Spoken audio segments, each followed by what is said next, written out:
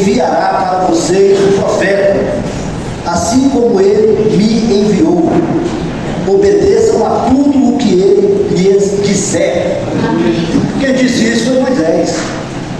Está escrito aqui no livro de Atos, mas se você for em Deuteronômio, capítulo 18, versículo 15, você vai ver essa mesma escrita da boca de Moisés. Moisés foi e é considerado pelo judeu, pelo israelita, até hoje, o homem mais importante da Escritura Sagrada. E ele anunciou que viria outro no lugar dele, e que tudo que esse outro que viesse no lugar dele dissesse, teria que ser feito.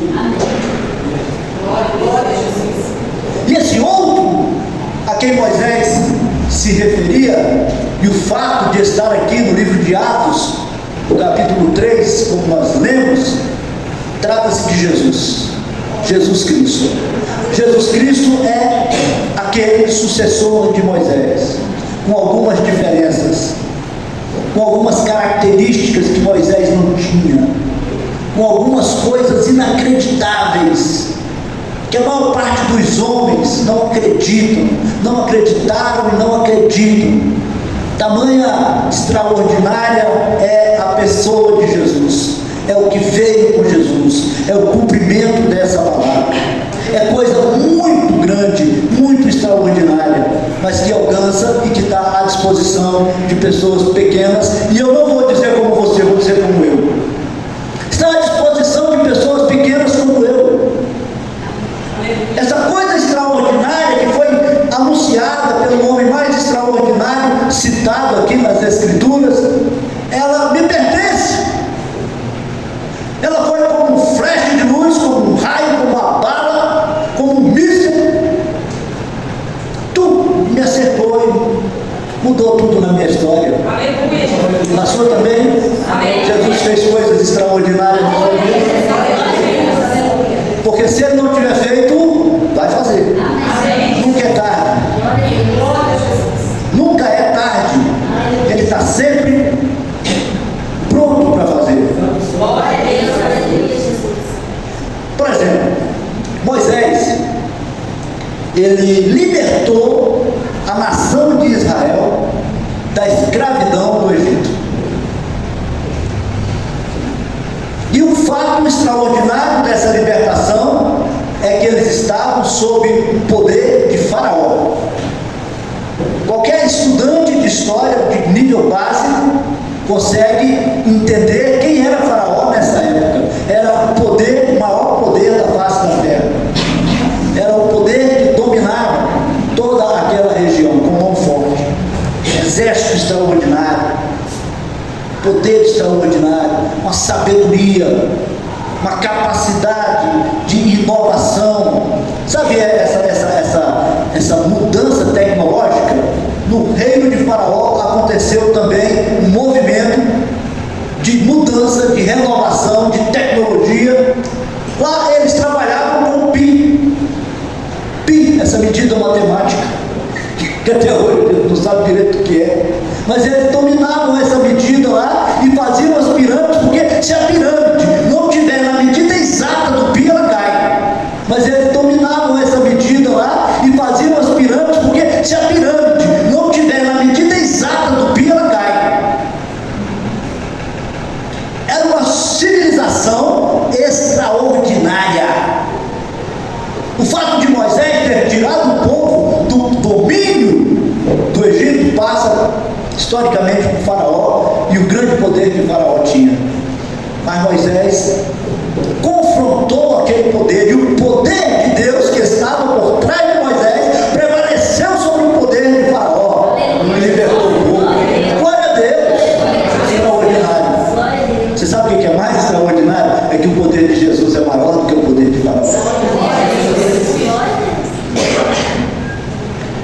Então Moisés, a Deus através de Moisés mandou 10 pragas, e Moisés só tinha um cajado.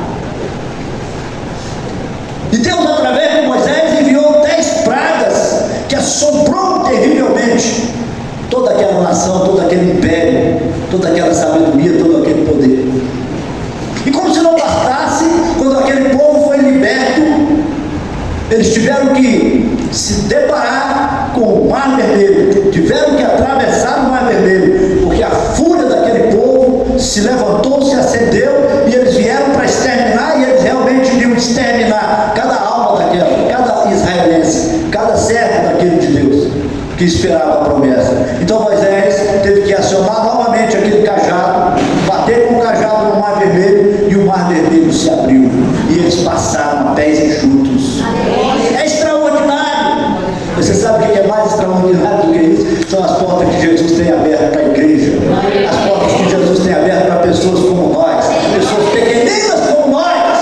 Aquele é um fato grandioso que não nos pertence. Agora, seu divino Jesus, ele abre o Mar Vermelho para você, ele abre o Mar Vermelho para você, ele abre o Mar Vermelho para nós. Jesus é extraordinariamente maior e nos pertence, é algo que nos pertence.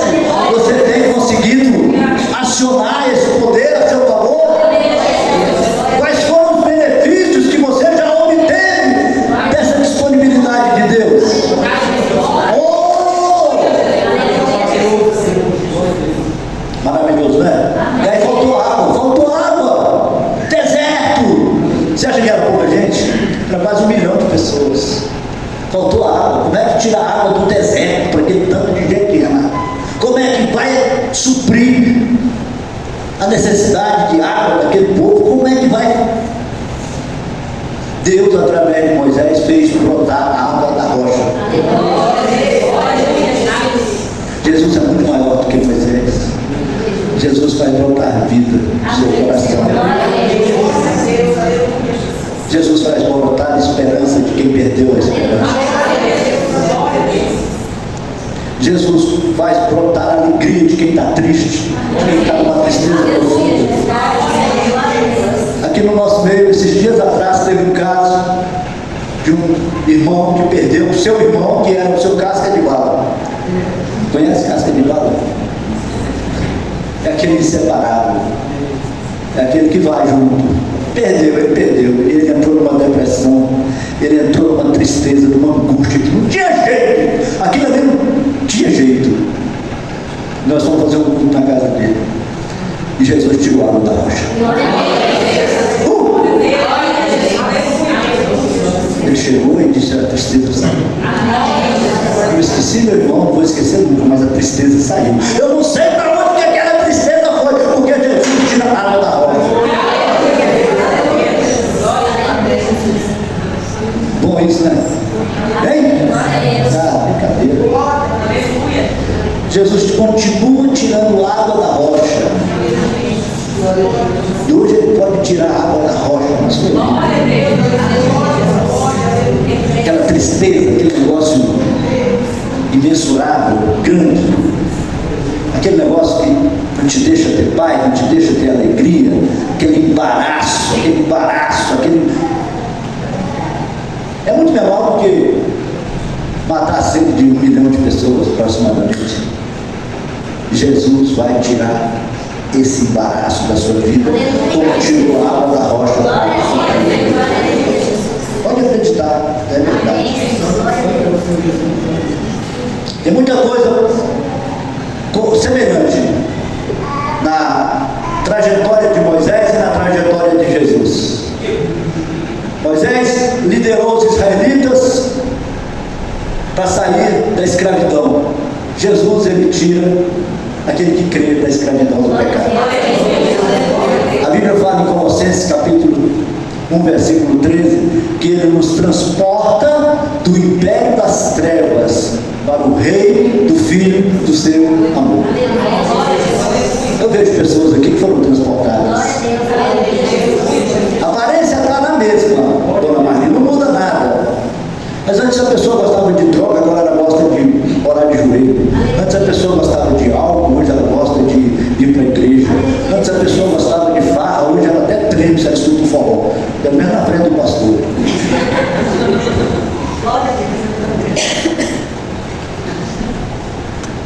Ele transporta, a pessoa continua do mesmo jeito, com a mesma aparência,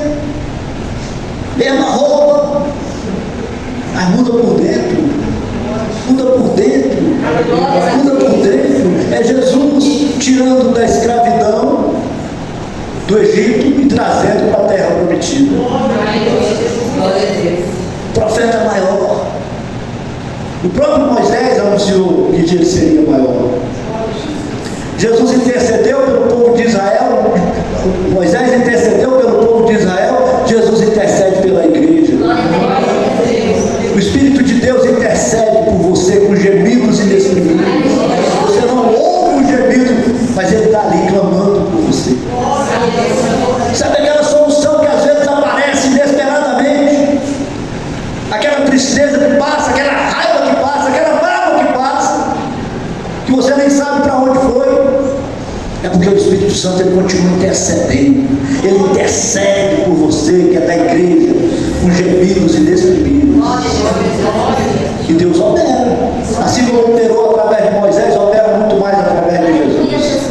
Assim como operou através de Moisés no deserto, ele opera muito mais através de Jesus na igreja.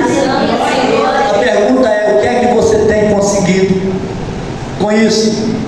Qual é o benefício que você pode testificar? Há quanto tempo aconteceu a última coisa grande que Deus fez por você?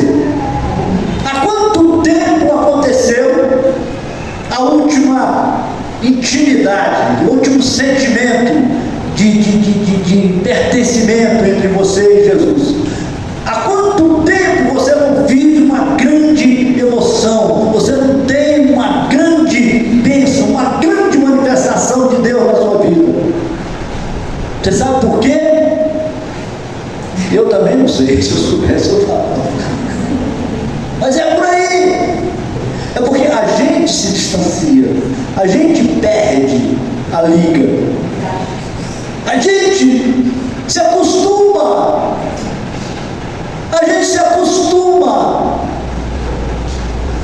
vê o seu comportamento de quando você converteu e analisa o seu comportamento de hoje, vê o que é que mudou, qual é a pegada que você tinha e qual é a pegada que você espiritual que você tem hoje. A Bíblia fala de primeiro amor. Lembra-te de onde caíste. Apocalipse 2:10, se não me engano, sabe? Lembra-te de onde caíste, arrepende e volta às primeiras obras. Lembra-te de onde caíste, arrepende e volta às primeiras obras. Se não for 10 é 5. Apocalipse 2, 5, 10. Se não for 10 é 5. Lembra-te de onde caíste, arrepende e volta ao primeiro amor. Posso cantar? Eu quero voltar ao primeiro amor, ao primeiro amor. Eu quero voltar a Deus. Volta!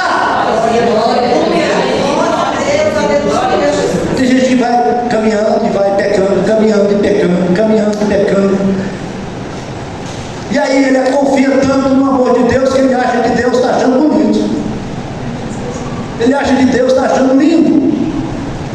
Deus ele não convive com o pecado. O que Jesus veio fazer aqui, em primeira linha, em primeira análise, não foi distribuir amor para os homens. O que Jesus veio fazer foi tirar o pecado daquilo que pertence a Deus. Quando Jesus chegou aqui, como é que ele se apresentou? Ah, eu sou o amor que desceu do céu para que vocês possam fazer do jeito que vocês quiserem. Foi assim que Jesus falou. Jesus se apresentou assim: eu sou o caminho, a verdade. Isso aí para mim está dizendo: eu não quero nada da mentira. De hoje em dia, a mentira, o pai da mentira, os irmãos da mentira, os filhos da mentira, os mentirosos, os que simpatizam da mentira, os que acham que não tem problema nenhum menosprezar a verdade, deixar de prestar atenção